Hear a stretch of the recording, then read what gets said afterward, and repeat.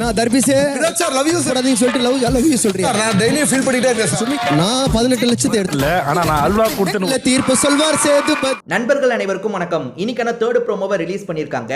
Second ப்ரோமோவை தொடர்ந்து நடக்கிற விஷயத்தை தான் தேர்ட் ப்ரோமோவா ரிலீஸ் பண்ணிருக்காங்க. செகண்ட் ப்ரோமோல கானா வினோத் வந்து பேசினாரு பாத்தீங்களா? கானா வினோத் பேசினதை காமிச்சாங்க, ஒய்ஃப் பேசினதை காமிச்சாங்க. அடுத்ததா வீட்டுக்குள்ள போய் பேசலாம்னு விஜய் சேதுபதி சொல்லியிருக்காரு போல. கானா வினோத் வீட்டுக்குள்ள வந்து, வீட்டுக்குள்ளனா அதாவது இந்த டிவி வழியா வீட்டுக்குள்ள வந்து தர்பீஸ் கிட்ட ஃபன்லாம் பண்ணிட்டு இருக்காரு, ஜாலியா நிறைய பேசுறாருங்க. இதை தான் இந்த ப்ரோமோவா நமக்கு காமிச்சிருக்காங்க. ஸோ இந்த ப்ரோமோல என்னெல்லாம் நடந்தது அப்படின்றத பத்தி டீட்டெயிலாக நம்ம பார்க்கலாம். அதுக்கு முன்னாடி இந்த வீடியோக்கு ஒரு லைக்கை போடுங்க. ரெக்வஸ்ட்டாக தான் இந்த விஷயத்தை கேட்குறேன். நீங்கள் லைக் போட்டிங்கன்னா இந்த வீடியோ பூஸ்ட் ஆகிறதுக்கு ஹெல்ப்ஃபுல்லாக இருக்கும். ஸோ பார்க்குறவங்க இன்னும் லைக் போடாமல் இருக்கீங்கன்னா ஒரு லைக்கை மட்டும் போட்டு கண்டினியூ பண்ணுங்க. இன்னும் நம்ம சேனலை சப்ஸ்கிரைப் பண்ணாமல் இருக்கீங்கன்னா சப்ஸ்கிரைபும் பண்ணி வச்சுக்கோங்க. ஆக்சுவலாக கானா வினோத் என்ன கேட்குறாருன்னா, என்ன தர்பீஸ் அப்படின்ற மாதிரி கேட்குறாரு. உடனே அங்கேருந்து தர்பீஸ் இருக்கார்ல, Gana Vinoth sir I love you sir, I love you sir அப்படின்ற மாதிரிலாம் சொல்லிட்டாரு. இவனுக்கு ஓட்டு போடாதீங்கன்ற மாதிரி கேமரா முன்னாடிலாம் பேசிட்டு என்ன பார்த்ததுக்கு அப்புறம் லவ் யூன்னு நடிக்கவா செய்யற அப்படின்ற மாதிரி கானா வினோத் கலாய்க்கிறாரு.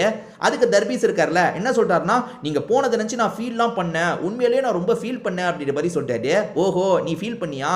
அங்க ஸ்விம்மிங் பூல் இருக்குல்ல, அங்க இருக்க தண்ணியில நீ சொல்றதை எழுதி வச்சுக்கோ, அந்த மாதிரி தான் நீ சொல்றது இருக்குன்ற மாதிரிலாம் ஃபன் பண்ணிட்டு இருக்காரு. எல்லாருமே பயங்கரமா இதை சிரிச்சு கேட்டுட்டு இருக்காங்க. இந்த சாட்டர்டே எபிசோட பொறுத்த வரைக்கும் விஜய் சேதுபதி ஃபுல்லா ஃபன் மட்டும் தான் பண்ணியிருக்காருங்க. அதே மாதிரி அடிக்கிறதும் யார் அடிச்சிருக்காருன்னா வியானாவை அடிச்சிருக்காரு, ரம்யாவை அடிச்சிருக்காருன்ற மாதிரி தான் நியூஸ் வருது. வியானாவை ரம்யாவை எதுக்காக அடிச்சாருன்னு உங்களுக்கு ஒரு கேள்வி வருதுல்ல, அது என்னன்னா உள்ள வந்து நீங்க எல்லாரையும் குழப்பி விட்டுட்டீங்க, எல்லாரையும் காயப்படுத்திட்டு இருக்கீங்க அப்படின்ற மாதிரி அடிச்சிருக்காராம். சாண்ட்ராவை வந்து அவங்க நடிக்கிறதா சொன்னாங்கல்ல, ஏன்னா சாண்ட்ரா வந்து பயங்கரமா நடிச்சிட்டு இருந்தாங்க. பார்வதி அனுப்பி விட்டாச்சு, கமருதீன் அனுப்பி விட்டாச்சுன்னு பயங்கர ஆக்டிங்லாம் போட்டுட்டு இருந்தாங்க. வீட்டில் இருக்கவங்களும் சரி நம்ம ஆக்டிங்னு தெரியுது, இருந்தாலும் நம்ம அதை வெளிக்காட்ட முடியாதுன்ற மாதிரி கூட பேலன்ஸ் பண்ணிட்டு இருந்தாங்க.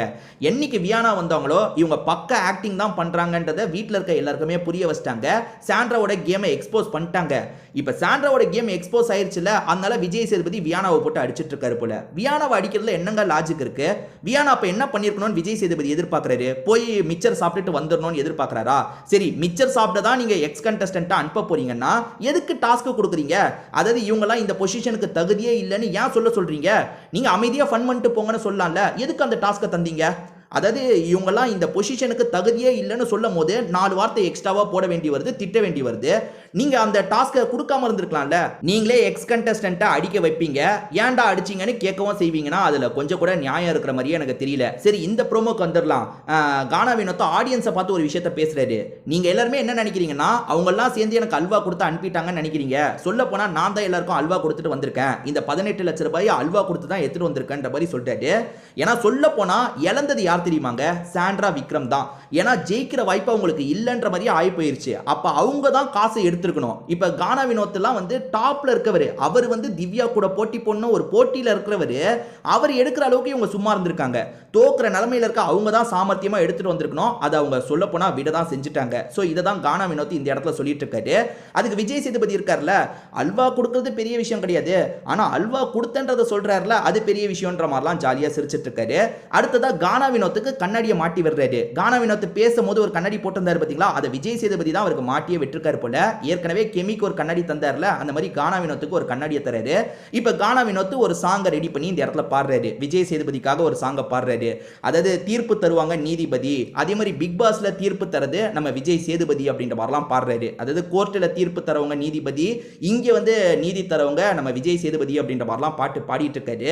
விஜய் சேதுபதி எக்ஸ் கண்டஸ்டன்ட் வீட்டுக்குள்ள போய் என்ன பண்ணிருக்கணும்னு எதிர்பார்க்கறாருன்னு தெரியலங்க. அப்சாரா மாதிரி எந்த பிரச்சனையிலும் தலையிடாம அமைதியா இருக்கணும்னு எதிர்பார்க்கறாரா என்னன்னு தெரியல. ஏன் அப்படி அமைதியா இருக்கணும்? சரி அப்படி அமைதியா இருக்கணும் தான் நீங்க உள்ள அனுப்புறீங்கன்னா நீங்க அந்த டாஸ்க் எல்லாம் தந்திருக்க கூடாதுல்ல. என்னோட கேள்வி என்னன்னா, இவங்க எல்லாம் வந்து ஃபர்ஸ்ட் இந்த 6 பிளேஸ்க்குள்ள இருக்கிறதுக்கு தகுதியே இல்லைன்றதை நீங்க கேட்டிருக்கவே கூடாதுல்ல. அப்படி கேட்டா ஆட்டோமேட்டிக்கா எனிமிட்டி உருவாக தானே செய்யும். நீங்க எக்ஸ் கண்டஸ்டன்ட்டை சும்மா ஃபன் பண்றதுக்காக தான் வீட்டுக்குள்ள அனுப்புறீங்கன்னா இந்த கேள்வியெல்லாம் அவங்க கிட்ட கேட்டிருக்க கூடாது. நீங்க சண்டை ஏற்படணும்னு சில கேள்வியை கேட்டுருவீங்க.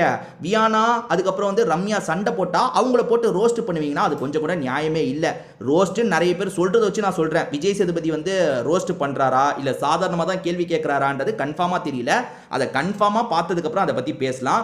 ரோஸ்ட் பண்ணார்னா ஏத்துக்கவே முடியாது. கண்டிப்பா சாண்ட்ராக்கு இவர் ரொம்ப முட்டு கொடுக்குறாருன்னு தான் பார்க்கப்படும். ஏன்னா வந்து சாண்ட்ராவை வந்து அடிக்கிறாங்க பண்ணுவாங்கன்றதுக்காக அவங்கள அடிக்கிறது சரியில்லை. சாண்ட்ரா டிராமா பண்றது இன்னும் விஜய் சேதுபதிக்கு தெரியலையா? எல்லாருக்கும் தெரியுது, நடிகரான விஜய் சேதுபதிக்கு தெரியலையான்ற மாதிரி தான் எனக்கு தோணுது. இதை பத்தி உங்களுக்கு ஏதாவது கருத்து இருந்தா சொல்லுங்க, இல்ல மாற்று கருத்து இருந்தாலும் சொல்லுங்க. கமெண்ட்ல நீங்க போடுங்க, நான் படிச்சு தெரிஞ்சுக்கிறேன். திரும்பி வேற ஒரு வீடியோல நம்ம பார்க்கலாங்க.